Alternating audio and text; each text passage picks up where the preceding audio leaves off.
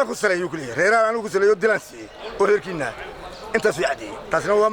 waxaan maskaxda mas'uuliyad mas'uul qiimaali waxa ka afkiisa ka soo bixi kara yani aan loo xara ku tawi anigu waxaan qaadan way mana qaadan doono aniga imu soo magacaabin isagu wasiiray ma magacaabin dadku doortay baan waana joogay ilaa waligii waxa xaqna ka dhaaxan ma waana sheegay inuu qaldan yahay inuu cadeynaya kolka maxaad ugu warshada degmada markii wax soo gaaray wali ma jiro laakiin qorshaha jira lagu qorsheeyay in degmatuulooyin qoran oo beelo qoran baa jiro oo raashin walba loo soo wada la nagu yiri arintaasna arin dadka degmada degan intiisa badan cunto weydii weeyaan sababtu waxa weeye degmada dhinac baa laga raray dhinac waxaanad moodaa in guddiga abaaraha ee heer qaran ayadu waxay doonto soo shaxayso anay la tashay guddiga abaarta gobolka ta degmada maamulka gobolka iyo maamulka degmada midnaba aanay tala ka weydiin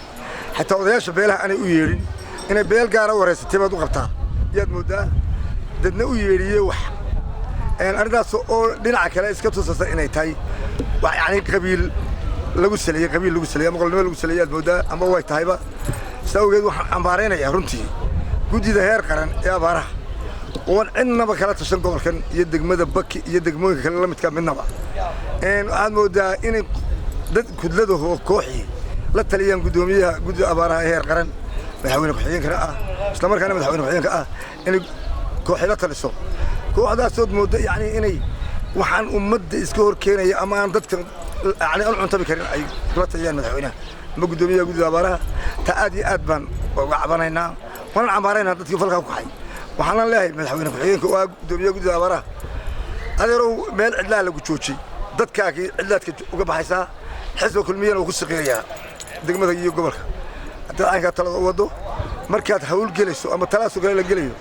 waa in maamulka degmada laga tashado ta gobolka loo yeedho odayaasha beelaha loo yeedho guddida abaaraha gobolka loo yeedho wax laga weydiiyo dadku qaab dhismeedka degmada ama abaaruhu soo kala ogaayeen ama tuulooyin waxaad moodaa oo sheegaya in tuulooyin ka mid ah degmadeeda un lagu celceliyo lacag la siiyo raashin la siiyo arrintaas warqad la siduma loo imanayaa waxa la waxaan ka ognahay totally ma jirto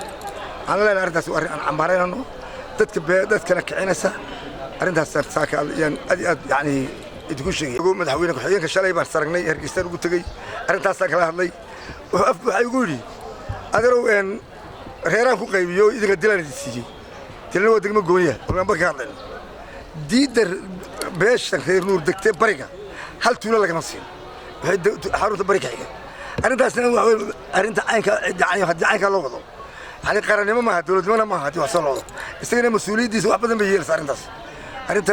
la siino waa weyn bariga degmada Baki totally tuulo laga maqlay dadka kala xulayaan degmada ma sheegay guddida abaaruhu waxay kala xulanaysaa dadka reeraha hal moodo odayga madaxweynaha ku-xigeenka gobolka ka soo jeeda sida beelbu ka soo jeeda in beeshii si gaar ah loo talisay abaaruhu waliba si gaar ah loo talinayo waxaad garanaysaa ninka afhayeenkiisa oo la taliya waa wasiirka labada gole ninka raashiga soo raray barbarka soo rawan reerka lamida ninka gaarsiinaya waa reerka waxaan idin sheegayaa arrintaas inay jirtaan idin sheegaya oo sawir tahay kolkay baa fadhi beeshu way ka soo jeedaan degmada Baki way ka soo jeedaan gobolka way ka soo jeedaan laakiin beelayihiin